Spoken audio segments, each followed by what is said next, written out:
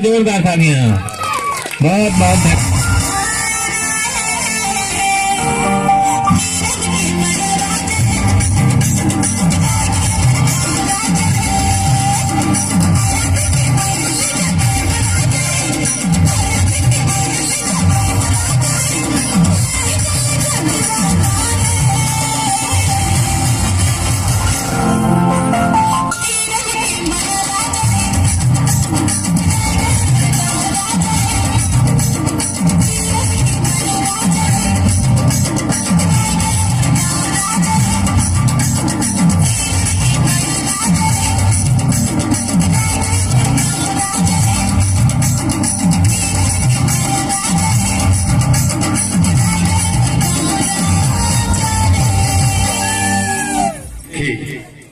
फूलों की कहानी बहारों ने लिखी और रातों की कहानी सितारों ने लिखी। फूलों की कहानी बहारों ने लिखी, रातों की कहानी सितारों ने लिखी, और हम बहुजनों की कहानी बाबा साहब भीमराव अम्बेडकर ने लिखी। बाबा साहब भीमराव अम्बेडकर ने लिखी। हमारे भारत में समय समय पर जन्मे संत महापुरुषों को मैं सत सत नमन करता हूं। और आज संत शिरोमणि जी का जन्म दिवस पर ग्राम महोरा के पावन धरती पर हमारे दूर दराज से आए हुए मुख्य अतिथिगण, हमारे प्रदेश से लेकर ग्रामीण क्षेत्र के जो भी पदाधिकारी हैं, मैं सभी को धन्यवाद दे रहा हूँ। इस कार्यक्रम में बहुत बहुत बधाई हो। और महापुरुषों को नाम लूंगा तो बहुत लंबा समय लगेगा, मैं नहीं लेते हुए यहीं पर महापुरुषों को भी नमन किया। और हमारे जो मेहमान आए और ग्राम माहोरा के हमारे माता बहने और प्रबुद्ध जन उपस्थित हैं, उनको भी बहुत बहुत साधुवाद। नमो बुद्धाय, जय भीम।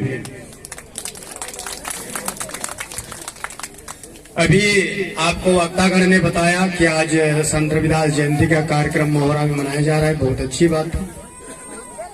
लेकिन सबसे हमको ये जानना पड़ेगा कि संत रविदास जी का जयंती क्यों मना रहे हैं। संत रविदास जी कौन थे और वो हमारे लिए क्या किए थे।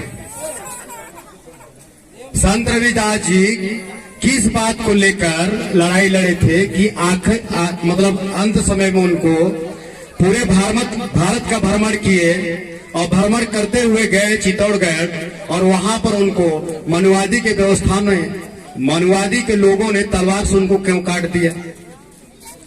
ऐसा उनका मर्डर हुआ संत रविदास जी का। वो ऐसा कौन सा काम करते थे। अरे मनुवादी के महापुरुषों ने तो कहा कि बहुत बड़ा विष्णु भगवान का भक्त थे, इनको गंगा माँ ने सोने का कंगन दिया, भगवान का भक्ति करते थे, बहुत बड़ा संत थे। मैं मानता हूँ संत थे, लेकिन किस प्रकार के संत थे।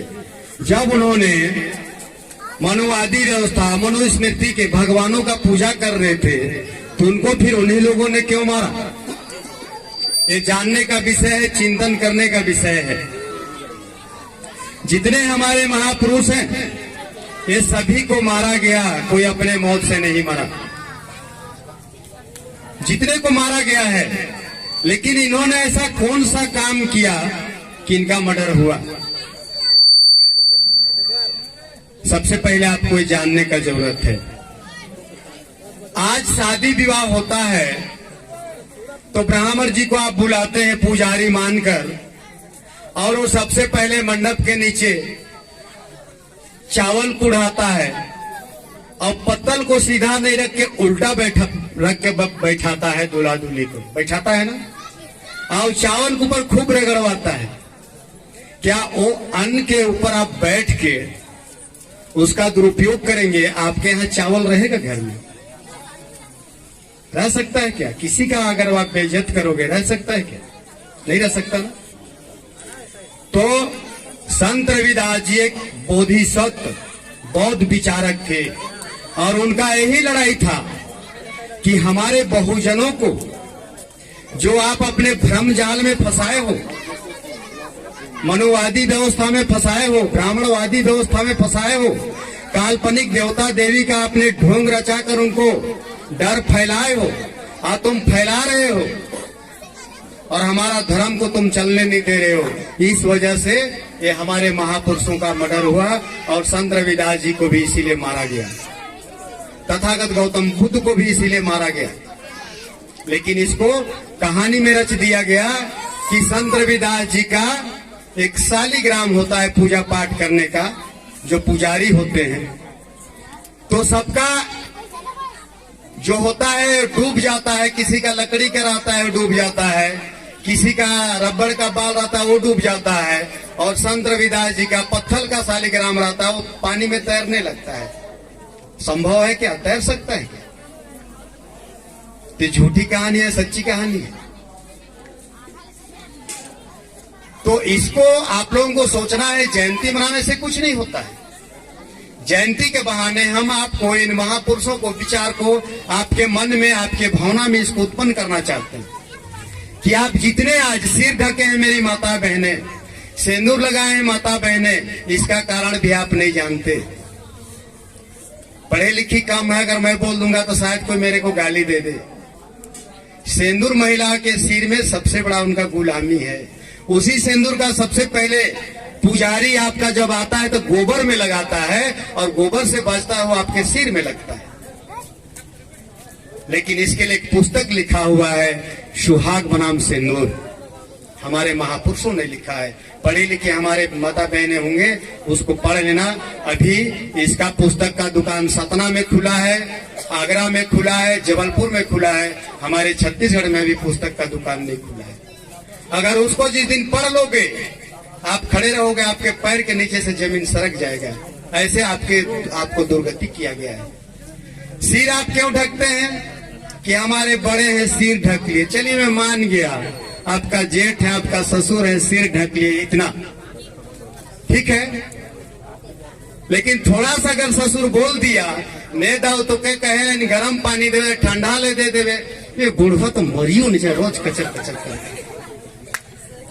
तो आपका दिल में सम्मान होना चाहिए, मान सम्मान इज्जत उनके लिए होना चाहिए। सर ढक के ये नहीं गाली होना चाहिए कि तोर छाती में सिया और फुकरे जल्दी मर जाए, है? इसीलिए सास और बहू का पहले लड़ाई घर में होता है कि सास 4 बजे उठ जाती है और बहू 8 बजे उठती है, स्वाभाविक लड़ाई होगा? नहीं होगा।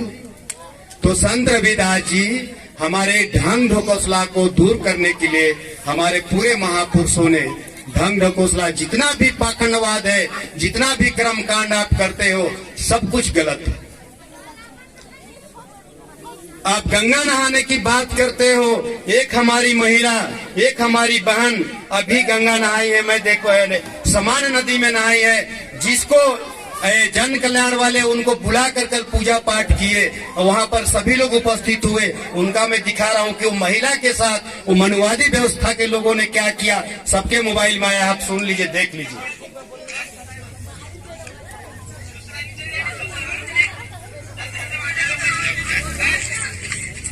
आवाज नहीं जा रहा है इसमें। देखिए किसको मार रहे, महिला को नदी में नहाने से कैसे मार रहे, देखिए। जिसको घर में आप पूजा करते हैं बुला के ब्राह्मण को, देखिए, सब देखिए।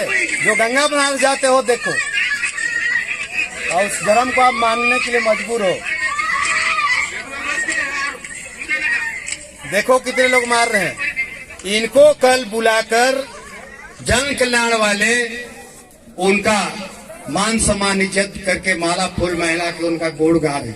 कल का जन कल्याण का कार्यक्रम कोई हमारा समाज का कार्यक्रम नहीं था, बल्कि हमारे समाज को सामने लेकर लाकर उनको बेचने के कार्यक्रम था, क्योंकि सरकारी कार्यक्रम था।